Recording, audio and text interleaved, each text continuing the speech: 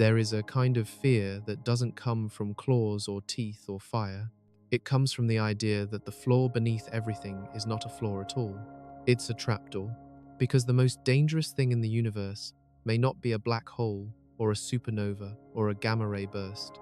It may be the vacuum, the emptiness between atoms, the darkness between stars, the quiet space that seems so harmless you stop noticing it. We learn to fear what we can see, a storm on the horizon, a crack spreading in glass, the bright, violent warning that something is about to break. But the vacuum offers no horizon, no crack, no sound. If it fails everywhere it touches. And if it begins as almost nothing. Not an impact, not a collision, not a weapon, a change of state. A microscopic decision in the fabric of reality made without permission, made without cause, made without warning. And once that decision happens, the universe does not negotiate. It expands. Imagine a bubble, smaller than a proton forming in the void. Not a bubble of air, but a bubble of a different vacuum. A region where the lowest energy state of the universe is not what it used to be. Inside that bubble, the rules are rewritten at the root. The values that decide what matter can exist. The forces that decide how atoms hold together. The constants that decide whether chemistry is even a coherent idea. And the bubble does not sit there like a curiosity. It grows. Its surface becomes a wall racing outward at nearly the speed of light. Not because it is pushed by an explosion, but because the universe prefers the new state and the old state can no longer defend itself. And here is the part that should make your throat go dry. There is no warning at light speed, because the fastest warning you could ever receive is light, and the wall moves with light. So you will not see it coming. You will not measure it. You will not hear about it in time. There is no distant flash in the sky. There is only the next instant. And in that instant, the physics that allowed you to exist is gone.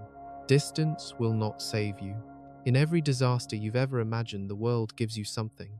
Time, even a supernova, announces itself. Even a black hole must first grow, must first feed, must first betray its presence through gravity and light.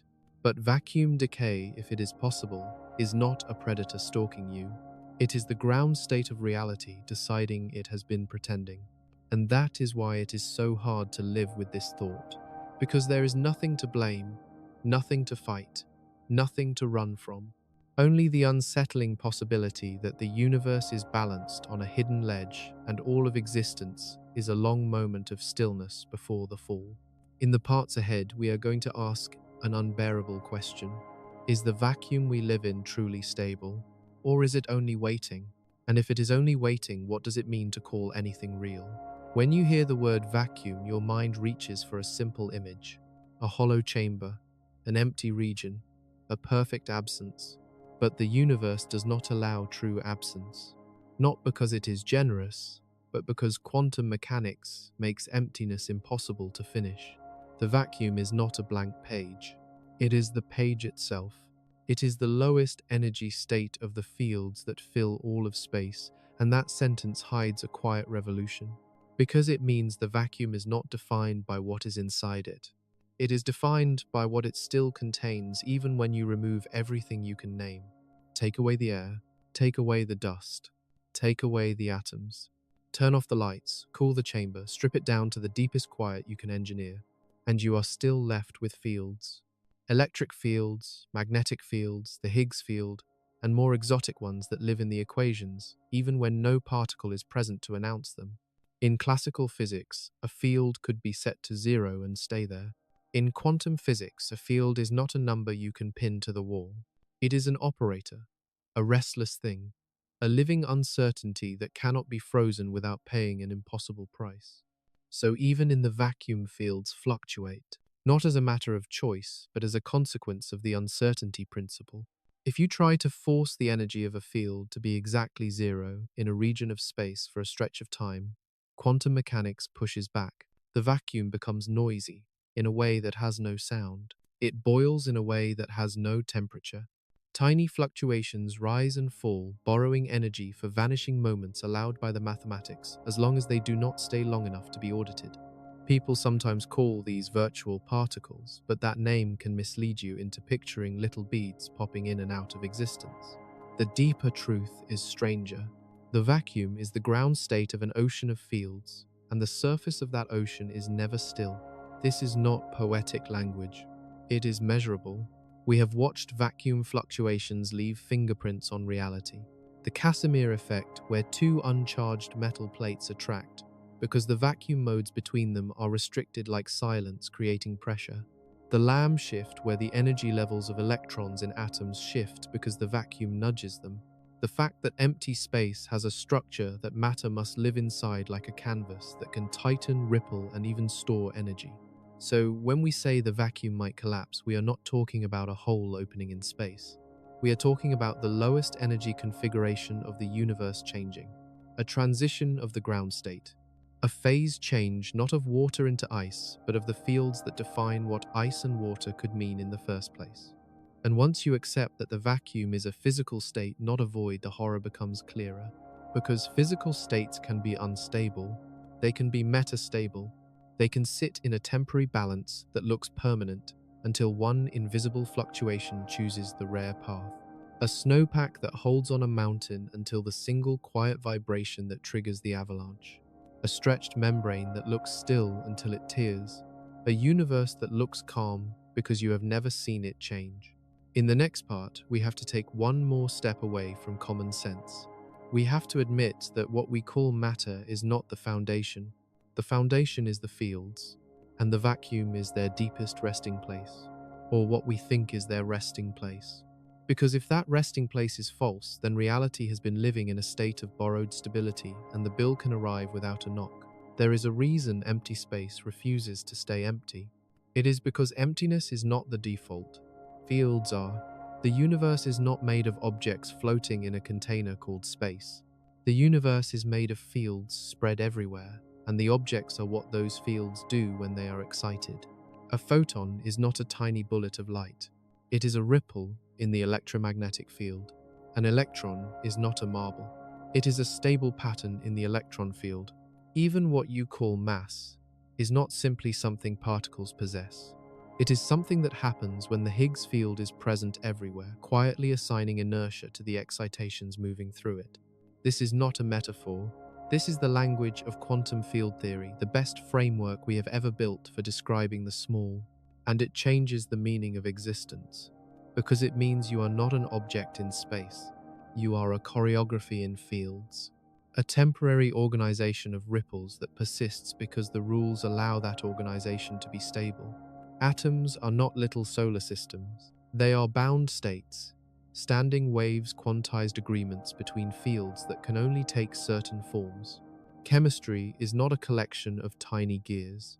It is the way fields permit energy to be shared in discrete steps, the way electrons occupy orbitals, the way quantum statistics dictates who can sit where.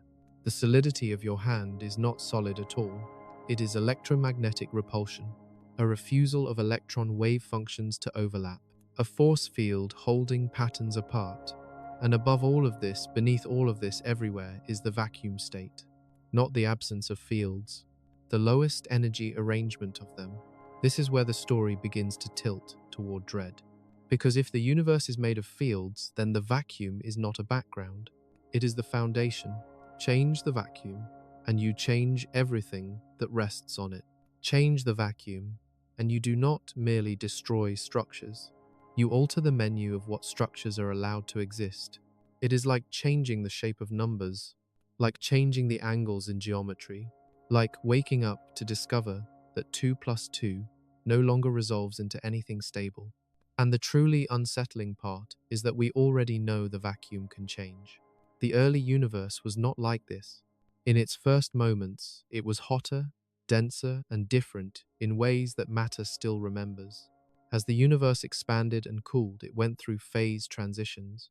The way water becomes ice, the way iron becomes magnetized, the way a system selects a new ground state when conditions change. Fields that were once symmetric broke symmetry. Forces that were once unified separated. The Higgs field took on a non-zero value, and particles gained mass.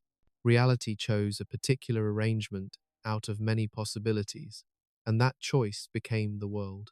So vacuum transitions are not science fiction. They are written into our origin. We simply assume the transitions are behind us, that the stage is now set, the rules are settled, the constants are constant.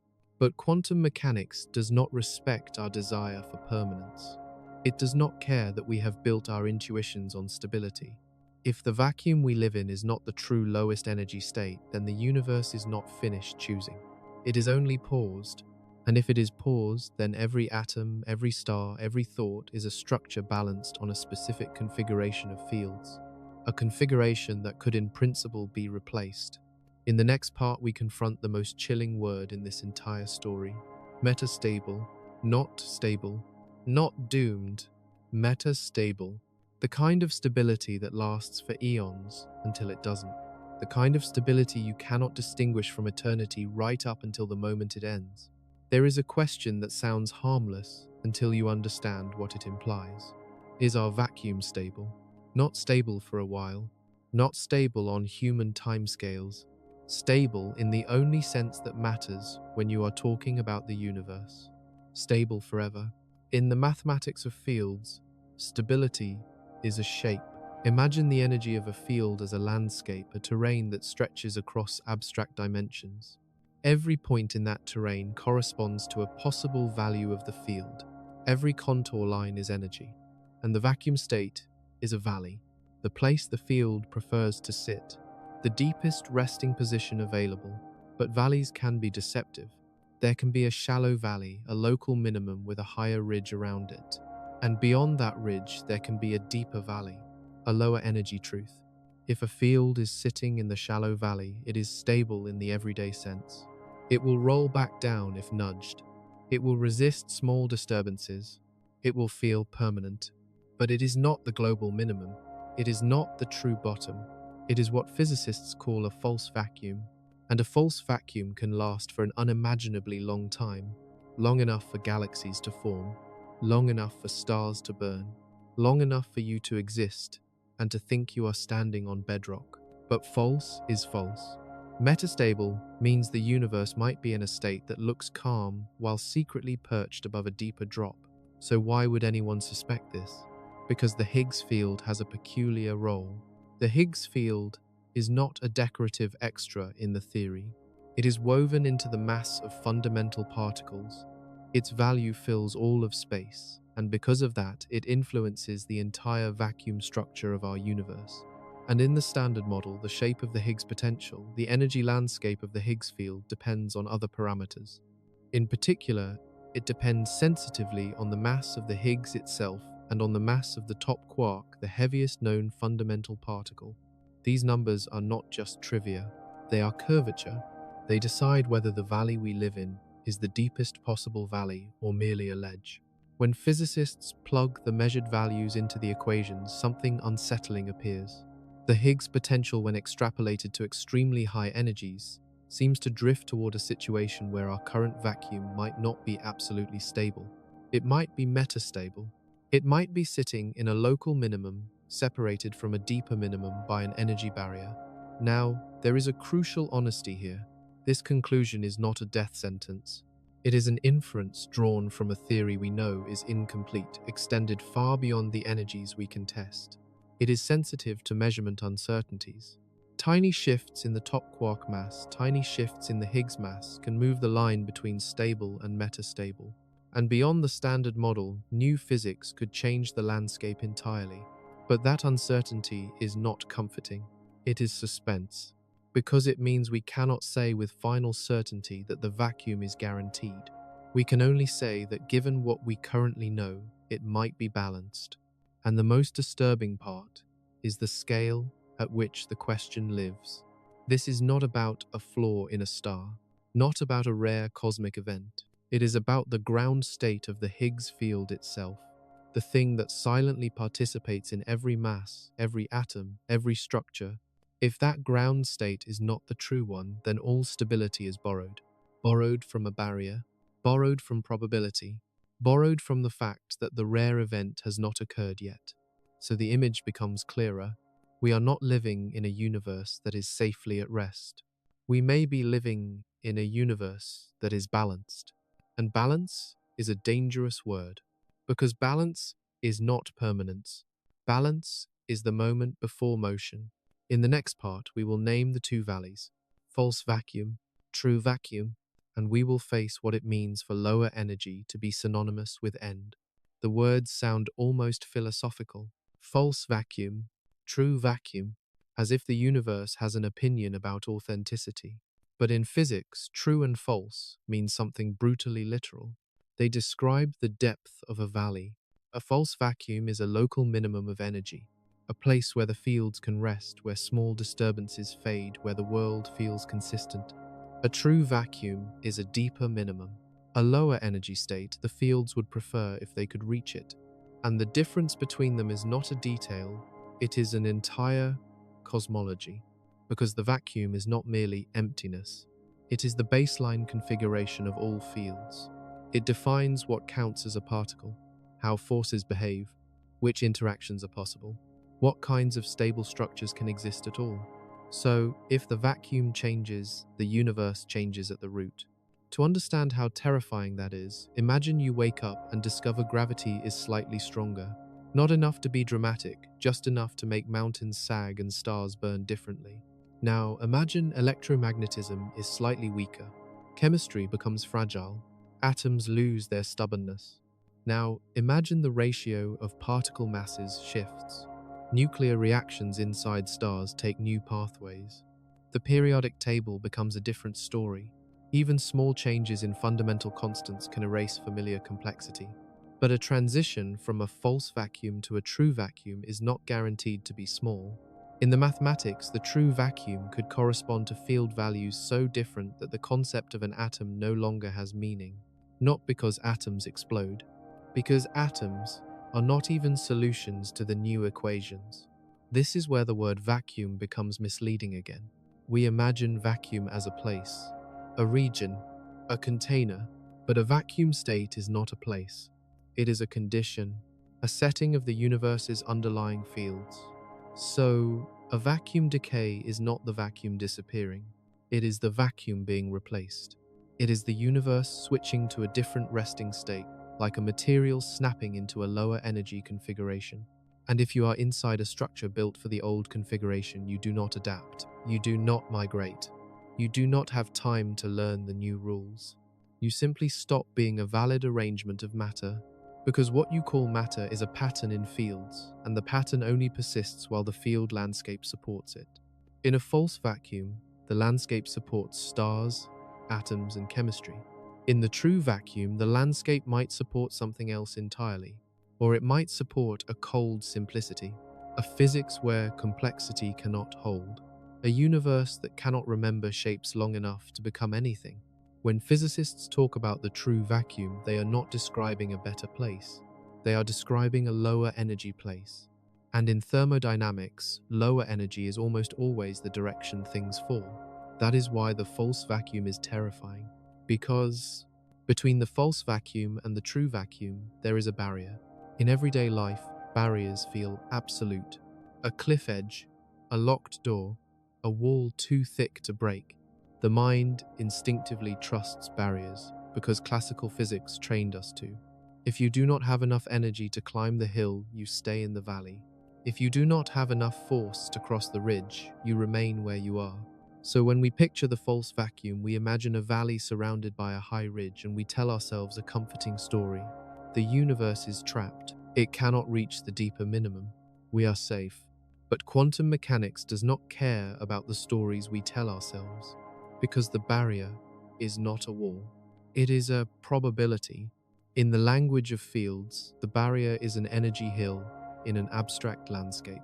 To move from the false vacuum to the true vacuum, the field would have to climb this hill, pass over the crest, and roll down into the deeper valley.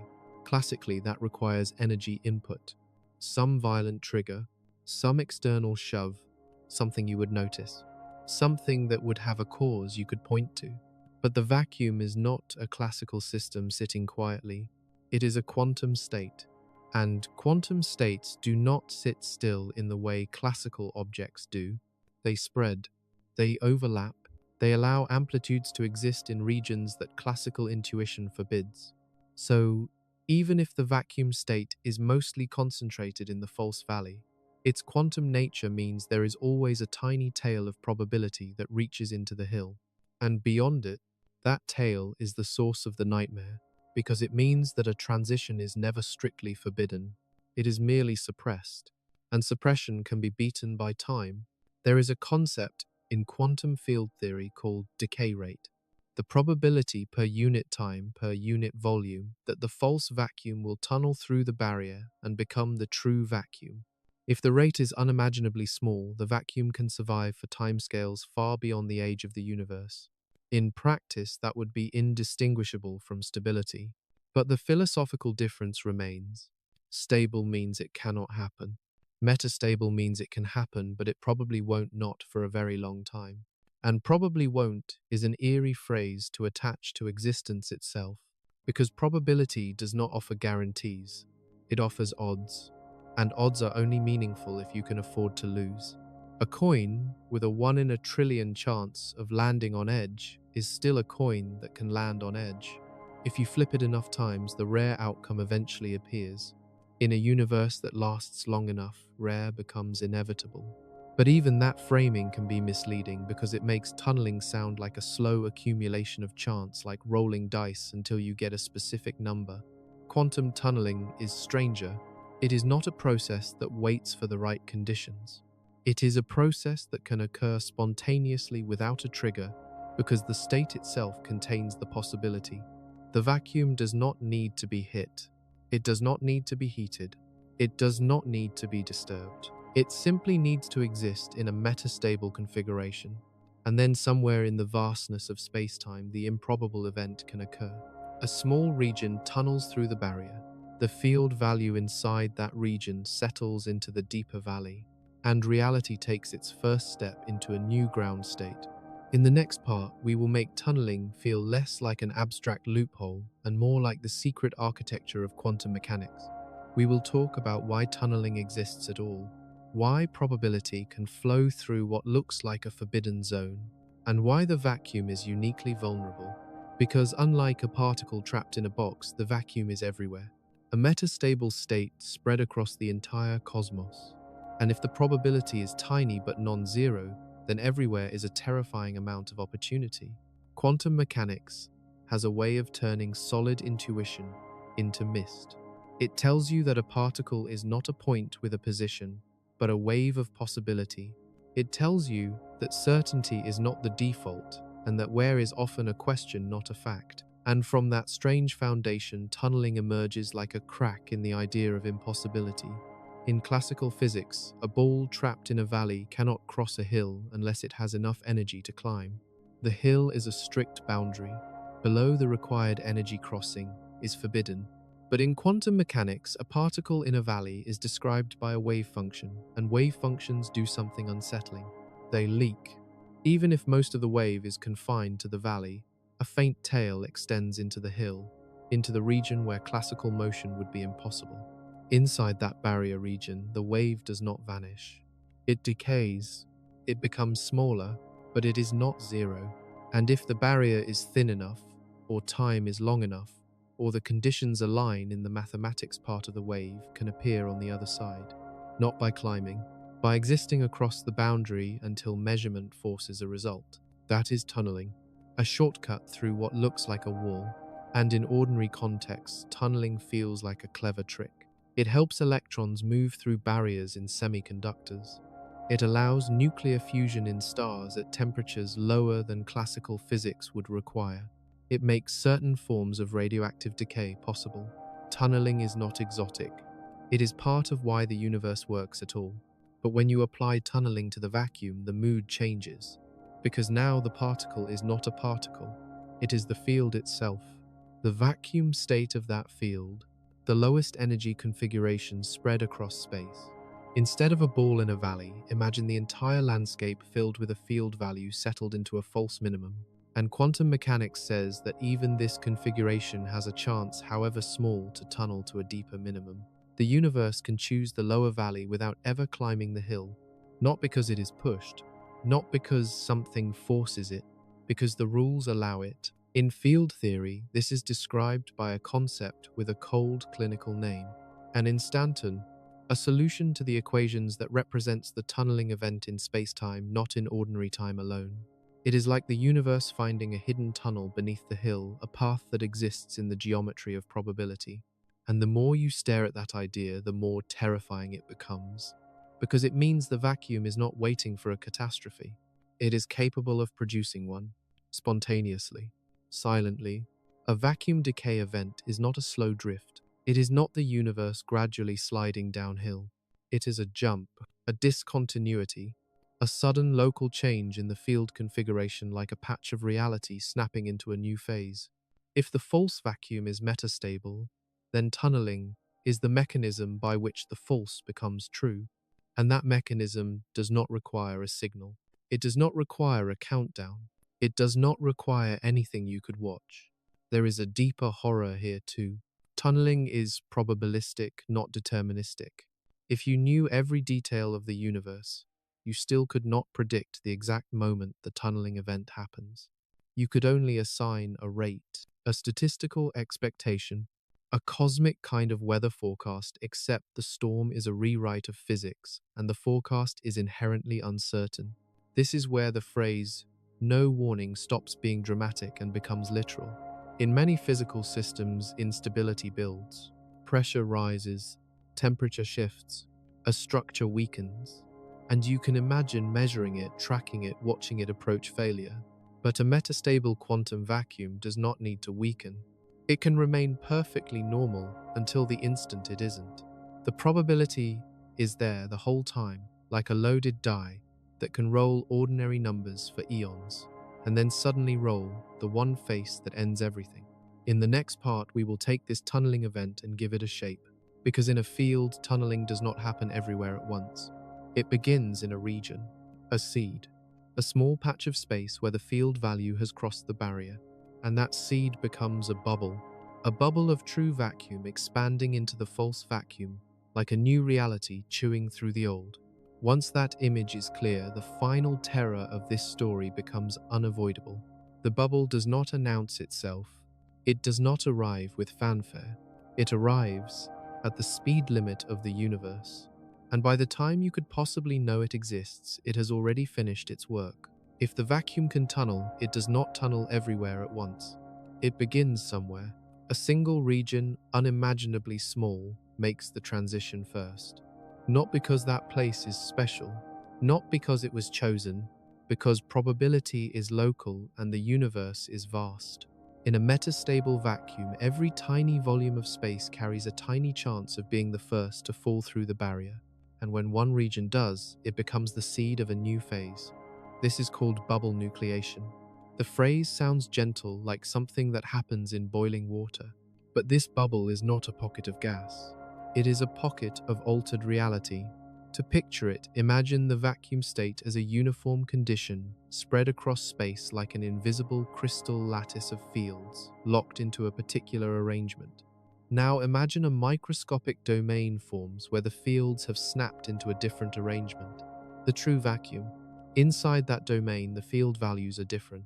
The energy density is different.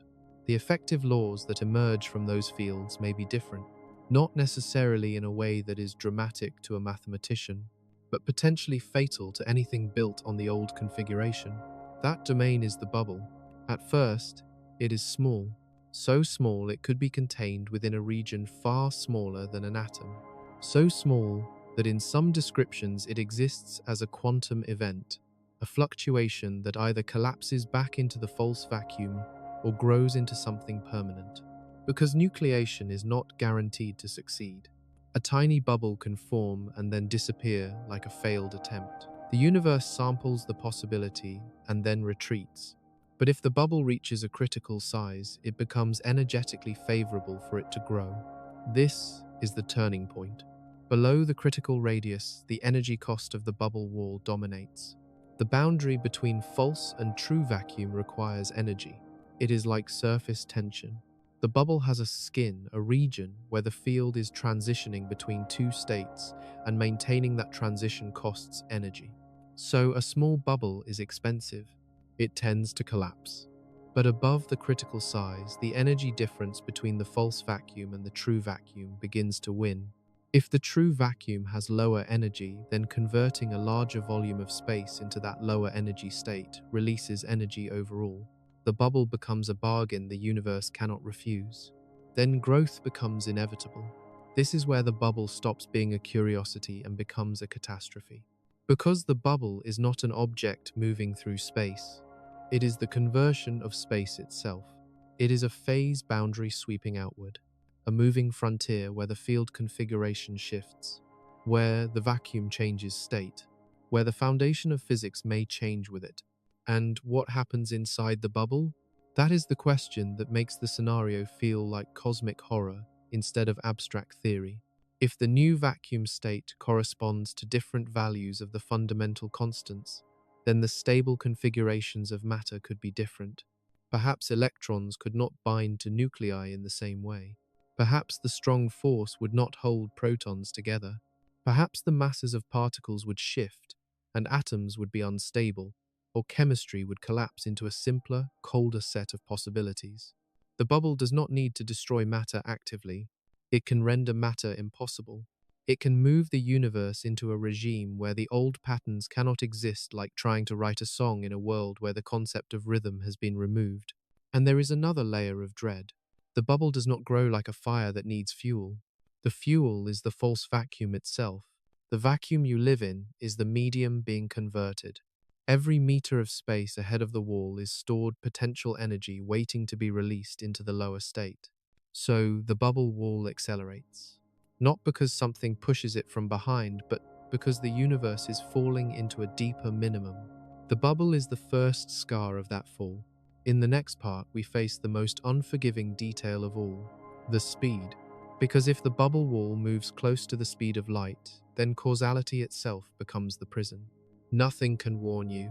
Nothing can outrun it. The universe sets a limit on information, and the bubble uses that limit as camouflage. Once nucleation succeeds somewhere, it becomes a race you do not know you are in, and you lose before you can even see the starting gun. There is a speed limit written into the fabric of reality, not as a policy. As a consequence, a maximum rate at which cause can become effect, at which information can travel, at which the universe can whisper from one place to another. The speed of light. And it is not just the speed of light. It is the speed of everything that can carry a message. Gravity, electromagnetism, any signal, any warning, any last-second realization, nothing outruns it. This is why vacuum decay is not merely dangerous. It is unfair, because the bubble that forms in a true vacuum transition does not expand at the speed of a chemical flame. It does not creep like a crack through ice. The theory tells us it expands at nearly the speed of light. Sometimes, the language is at the speed of light, but more precisely, the bubble wall approaches that speed as it converts more space.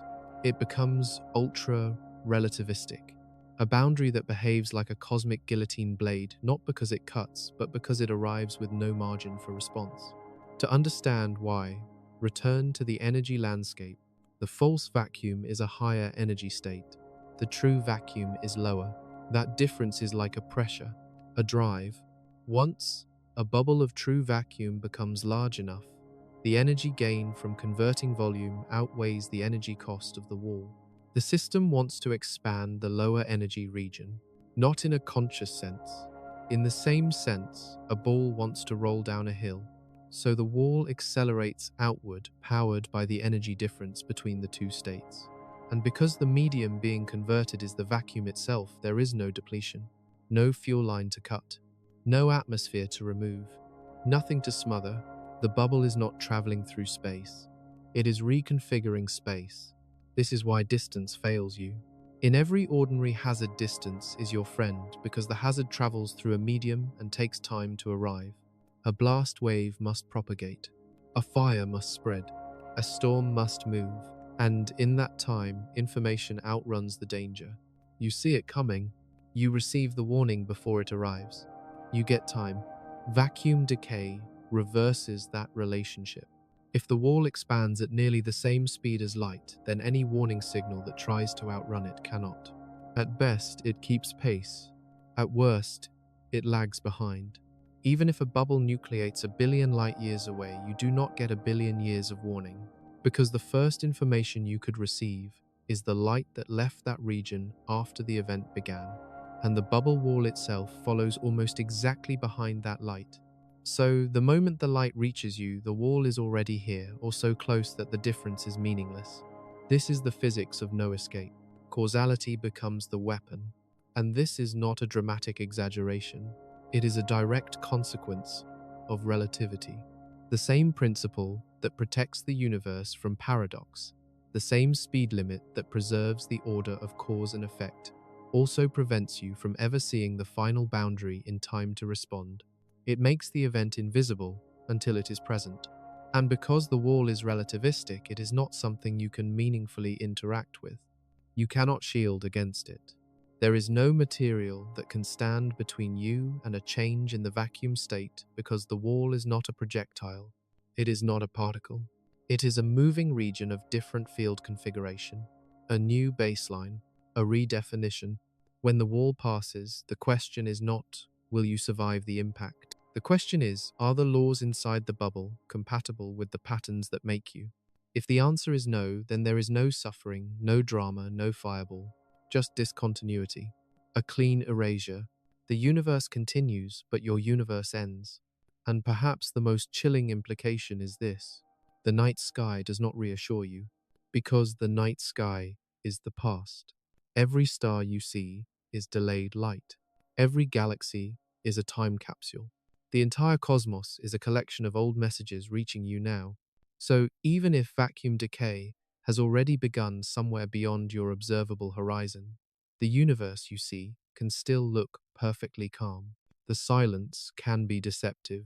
In the next part, we step closer to the wall itself. What is that boundary? What happens there physically when the vacuum switches state? Because the speed is only the delivery mechanism. The real horror is the content. The possibility that beyond that moving line, atoms are not stable, forces are reshuffled, and the very idea of structure is no longer supported. We need to understand what the wall is doing, not to find a way to stop it. There is no way to stop it, but to understand what it means to live in a universe where the final disaster has no sound, no warning, and no escape route except the hope that it never begins. The phrase bubble wall makes it sound like a surface you could touch, like a membrane, like a boundary between two fluids. But this wall is not made of matter. It is made of a change. It is the region of space where the fields transition from the false vacuum configuration to the true vacuum configuration, a moving interface in the deepest layer of reality.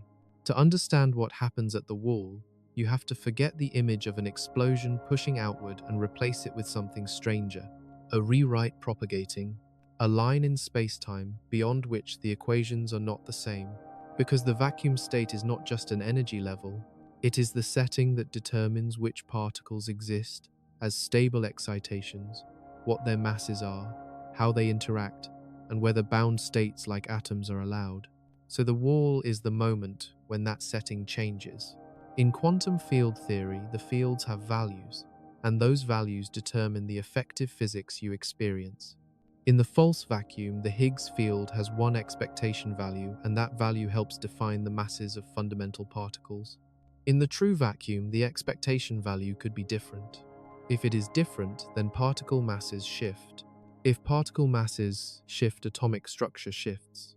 If atomic structure shifts, chemistry shifts. And chemistry is not decoration. It is the basis for complex matter. The wall is where the Higgs field and potentially other fields interpolates between two minima of its potential. It rolls through the barrier region, not slowly but as a sharp transition. The energy stored in that transition contributes to the wall's tension. And that tension is part of what governs the nucleation and expansion process. But for anything made of matter approaching the wall, the experience is not like approaching a hot surface. It is like approaching a region where your definition is about to be invalid. What would the wall do to matter? There are honest limits to what we can say because we do not know the true vacuum's detailed physics, but we can name the categories of consequence. First, the constants may change. Even slight changes can destabilize nuclei and atoms.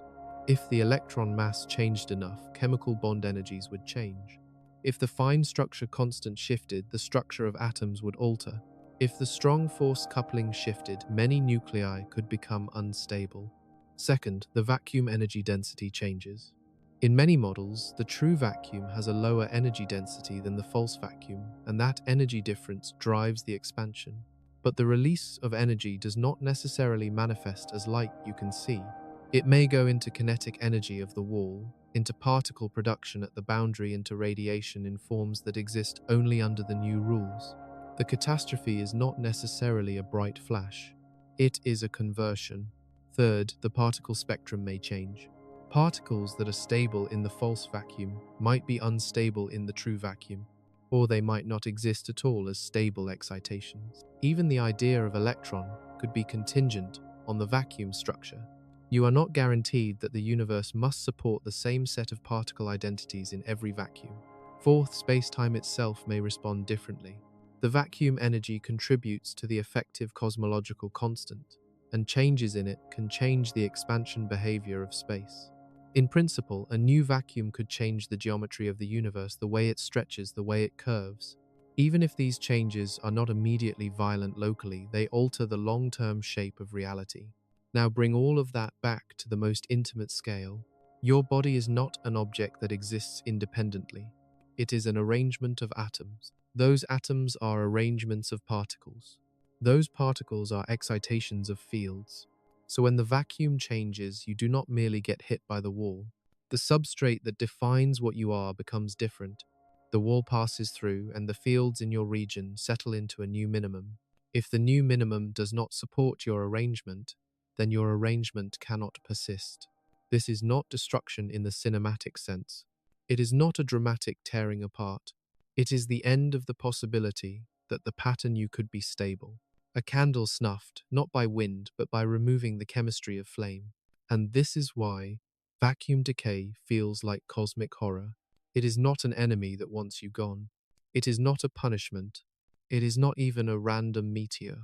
It is the universe taking a lower energy option, a preference written into the mathematics, a preference that does not recognize living things as special. At the wall, there is no pleading. There is only the new ground state. In the next part, we confront the most psychologically brutal implication. Distance is meaningless. Not because the bubble can reach you faster than light.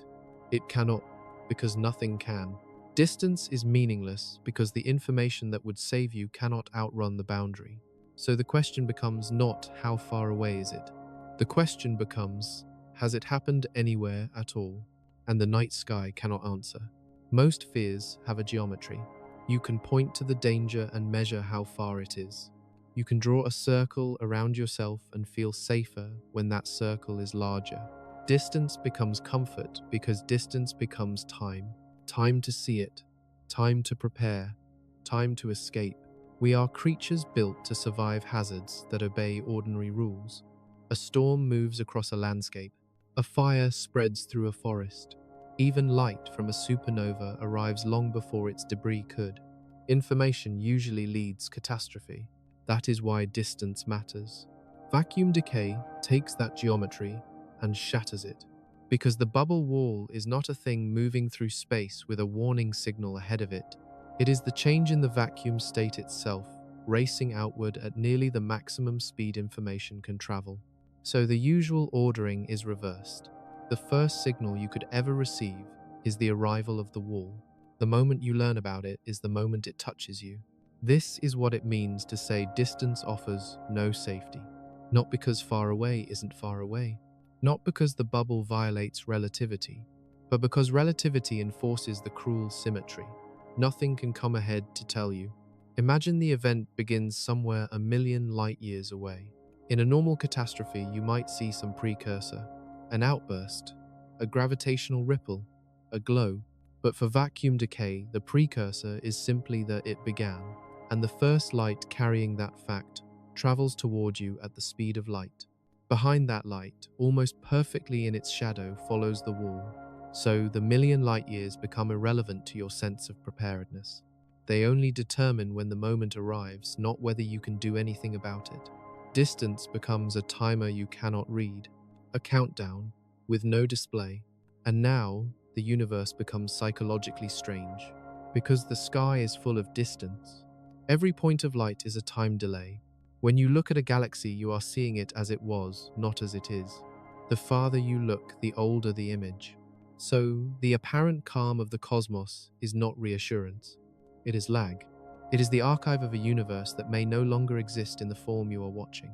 That thought is not comfortable, because it means that observation itself is a kind of blindness. You can never see the present on cosmic scales. You can only infer it, and inference is not a shield. This is where cosmic horror becomes mathematical. Vacuum decay does not need to be close to be threatening. It only needs to be possible.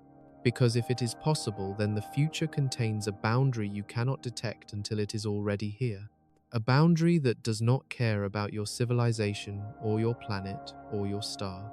And the most chilling part is that the threat is not even directed toward you.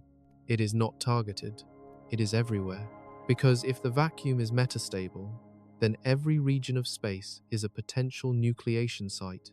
The universe is a vast lottery of tiny probabilities. Every cubic meter, every second carries a chance, however small, of being the first place the true vacuum appears. And with enough volume and enough time, small stops feeling small. You start to feel the weight of scale. Not the scale of a monster you can see, but the scale of opportunity for an unlikely event to happen somewhere. This is the megalophobia of statistics. A dread of how large the universe is because largeness amplifies chance. A single atom decaying is rare. A billion atoms make decay inevitable. So, you begin to see why physicists speak about vacuum decay with a strange mixture of seriousness and detachment. Not because they think it will happen tomorrow, but because the concept is the logical consequence of taking quantum mechanics and field theory seriously. If the vacuum is metastable, then the universe has an escape route out of its current laws, and that escape route does not require a cause. Now we have reached a point where a natural question arises. Could it have happened already? Not in the future, already, because if it did, you would not know. You would still see a calm sky. You would still see old light. You would still live inside a past that looks stable. In the next part, we will ask that question carefully. Not as a scare tactic, as a consequence of the speed limit of the universe and the fact that our observations are always delayed. We will talk about horizons, about what it means that the observable universe is not the whole universe, and about the unsettling possibility that the universe can be ending somewhere while you are still watching it begin. There is a cruel limitation baked into observation. You never see the universe as it is. You only see the universe as it was when its light began the journey toward you. The farther you look, the farther back you look. A nearby star is a message that is only years old. A distant galaxy is a message that is billions of years old. So when you stare into deep space, you are not seeing a place.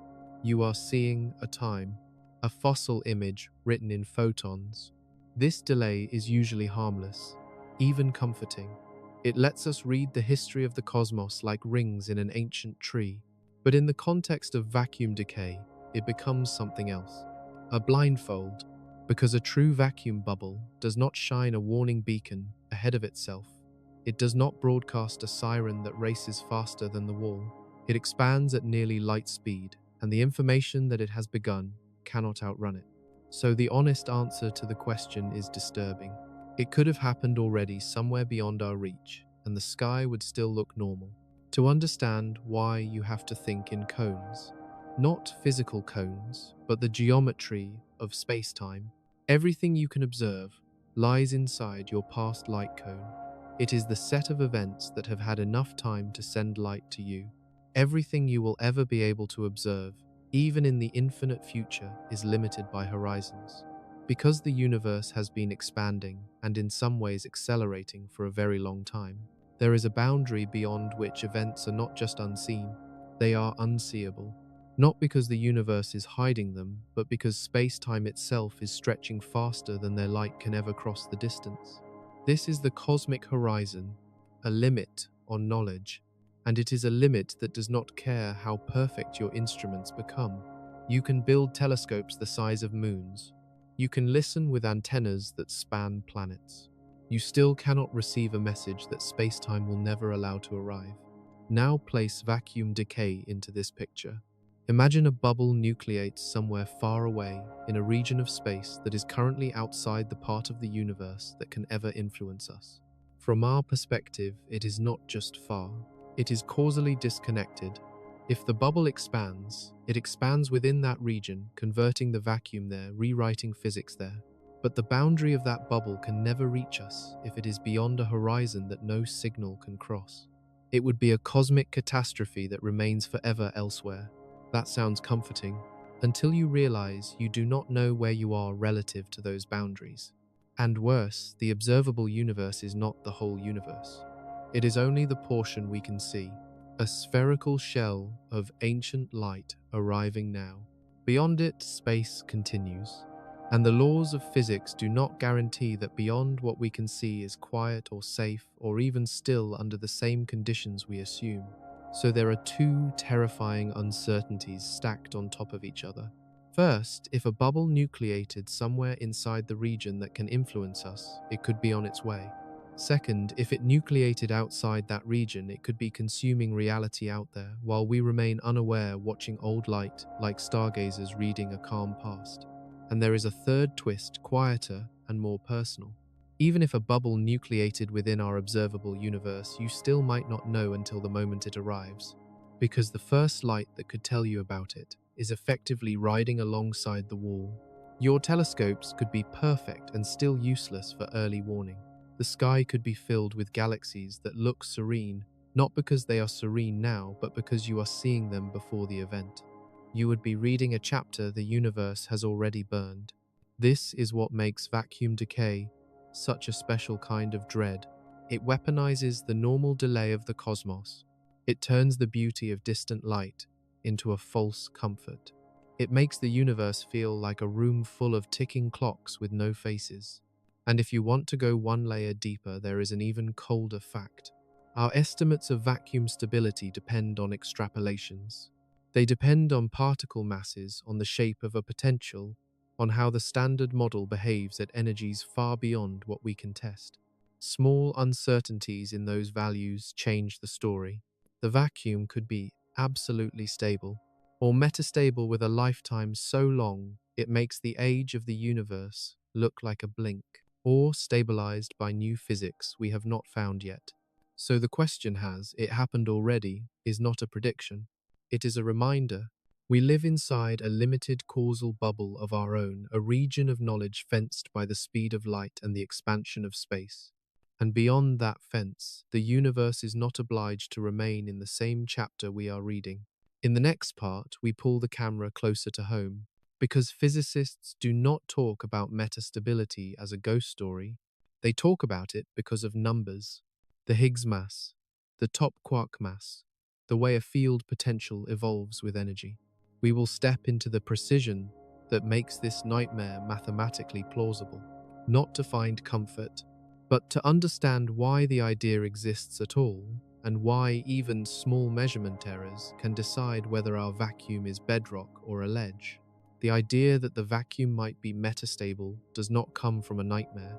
It comes from bookkeeping, from the way numbers behave when you push them to extremes. In quantum field theory, the vacuum is shaped by a potential.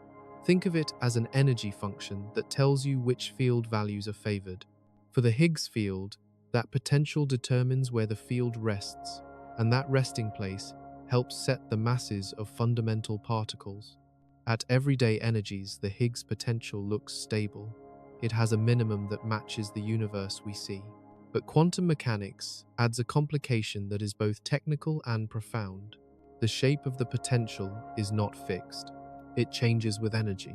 The constants in our equations are not truly constant when you probe smaller and smaller distances. They run. They evolve because the vacuum is not empty. It polarizes. It swarms with fluctuations that slightly screen or enhance interactions depending on the scale. This is what renormalization is really telling you. Not that physics is patched, but that the vacuum is active, and the deeper you look, the more the vacuum responds.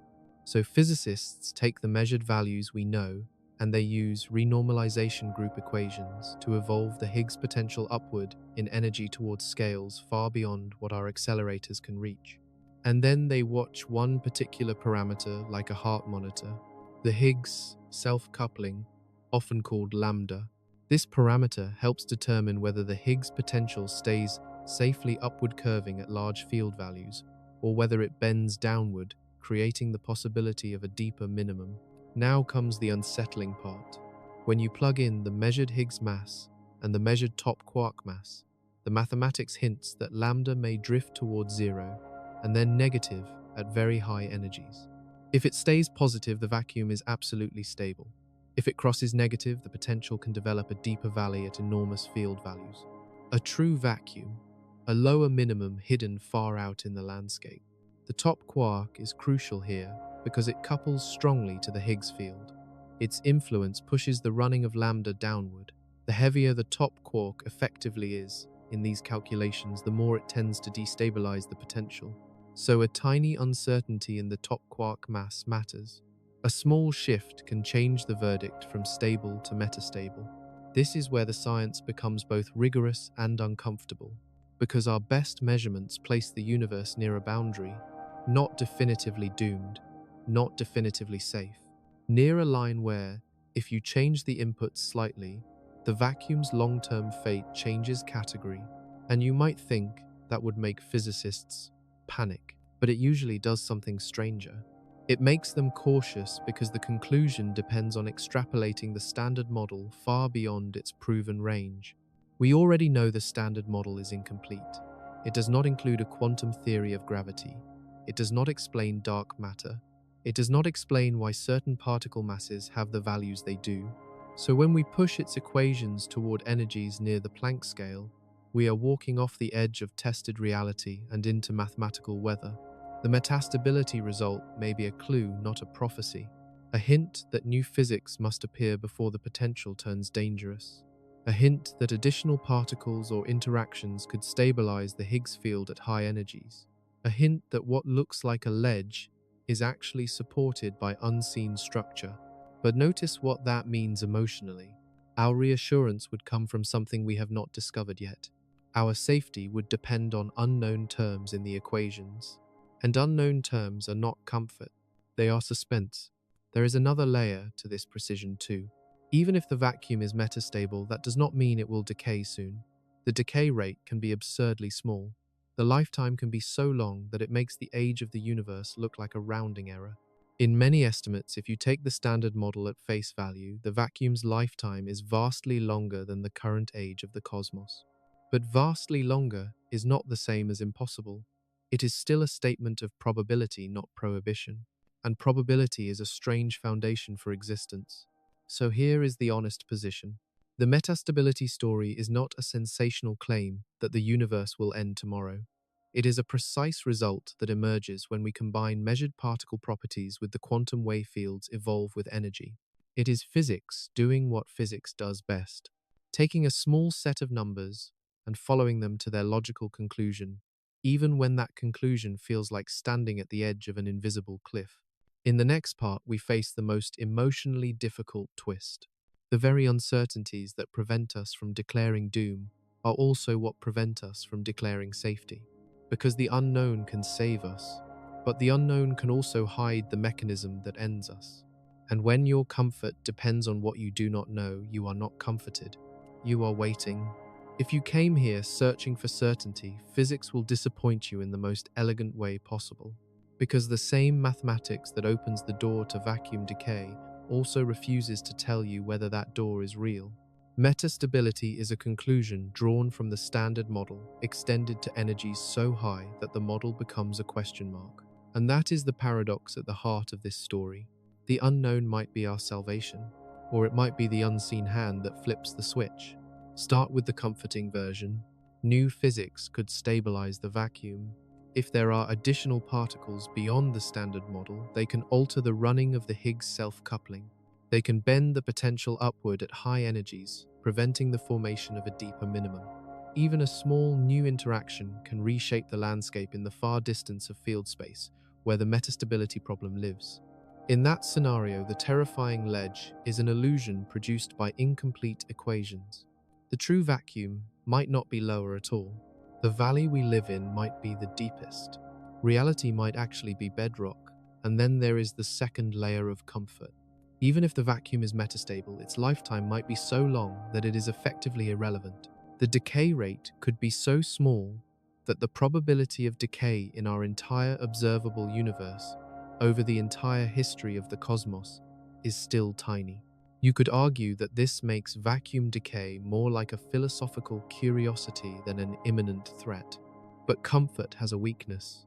It depends on the unknown staying friendly, and friendly unknowns are not a principle of nature. Now, the darker version, new physics could also destabilize the vacuum. It could lower the barrier, it could open alternate decay channels, it could introduce high-energy effects that make the transition easier, not harder. We do not know. Quantum gravity in particular lives at energies where our current theories lose their grip. At that scale, space-time itself may fluctuate, and the concept of a smooth field potential may be incomplete. There are ideas that quantum gravitational effects could either stabilize or destabilize the vacuum depending on the details. But the details are exactly what we do not have, and there is a subtler discomfort still. Even if the vacuum's lifetime is unimaginably long, time is not the only variable. Volume matters. The universe is huge, and it may be far larger than the part we can observe. If the decay probability is non-zero per unit volume per unit time, then a larger universe contains more lottery tickets, more chances for the rare event to occur somewhere. And if a bubble nucleates far enough away, you still may not care because it cannot reach you. But if it nucleates within your causal future, then the only thing separating you from the wall is time you cannot measure and distance you cannot use. So the unknown becomes a strange kind of suspense. We live with this possibility without being able to check it because the relevant physics lives at scales we cannot reach. We measure particle masses with exquisite precision, but the ultimate question depends on what happens in the far ultraviolet, where energies are so high that our instruments become toys. This is the megalophobia of theory, not fear of a physical object, but fear of the size of the gap between what we can test and what the equations demand. And if you keep following this thread, you arrive at a conclusion that feels almost existentially unfair. We may never be able to prove the vacuum is absolutely stable. We may only be able to gather evidence that it has not decayed yet, which is not the same as proof, because the defining feature of this event is that it does not leave a warning behind. Even if you could compute an astronomical lifetime, you would still be speaking in probabilities.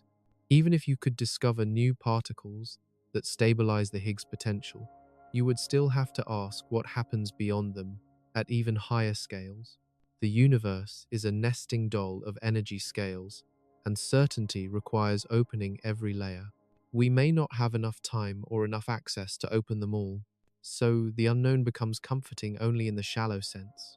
It means doom is not inevitable, but it also means safety is not guaranteed. It is a cliff wrapped in fog, and the fog contains both a bridge and a drop, and you cannot see which one your foot will find. In the final part, we will step back from the equations and look at what this story does to the meaning of existence. Not in a mystical way, in a physical way, because the deepest horror of vacuum decay is not the fireworks.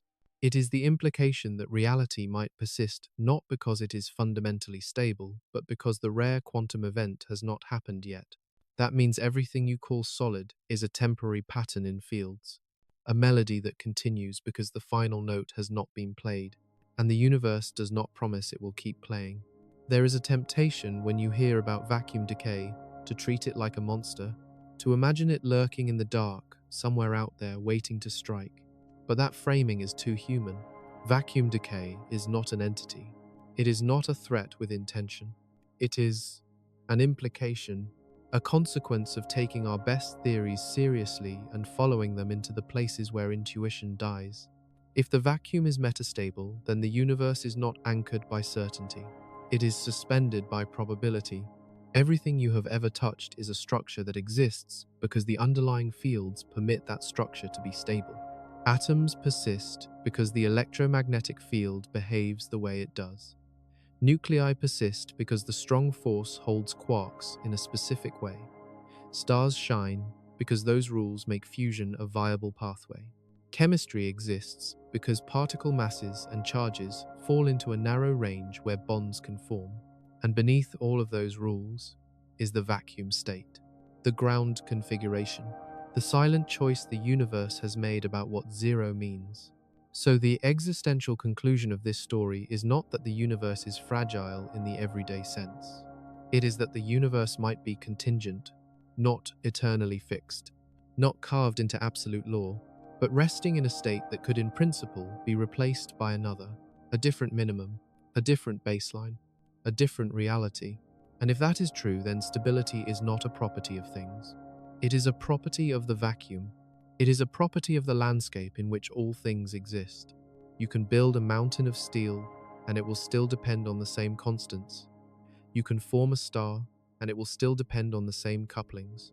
You can hide in the deepest cave, and it will still depend on the same vacuum because the vacuum is not outside you. It is inside every distance. So the phrase distance offers no safety becomes more than a statement about speed. It becomes a statement about what safety even means. In our instincts, safety is spatial. We move away from danger. In this scenario, safety would have to be metaphysical because the danger is the substrate. It is not a storm, it is the possibility that the rules themselves are not final. And that forces you to confront a strange, melancholy thought. Maybe the universe is not enduring because it is unbreakable. Maybe it is enduring because the rare event has not occurred yet. Because the coin has not landed on the one face that ends the game. That doesn't make life pointless. It makes life precious in a way that is hard to articulate. Because it means complexity is not guaranteed by the existence of space and time alone. It might require an extraordinary alignment of constants, a stable vacuum, a long stretch of cosmic luck. And if you zoom out far enough, you see the universe as a vast statistical experiment. Fields in a potential, parameters in equations, quantum fluctuations sampling possibility. Most outcomes might be sterile. Most vacua might not support long-lived structure. Most regions might never form atoms, never form stars, never form anything that can remember itself. We might exist in one of the narrow valleys, where the mathematics allows complexity to persist for a while, not forever. For a while, and that while could be measured in trillions of years and still be a temporary note in an infinite score. There is no final comfort here, and there is no cheap despair. There is only clarity. The vacuum is not nothing, it is a physical state, and physical states can change. If our vacuum is false, then reality is not a permanent stage. It is a set, a configuration, a chosen minimum that might not be the deepest. And if it ever changes, it will not be a story we witness. It will not be a catastrophe we survive.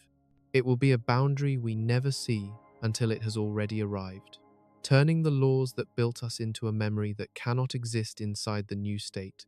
So when you look into the night and feel calm, remember what you are really seeing.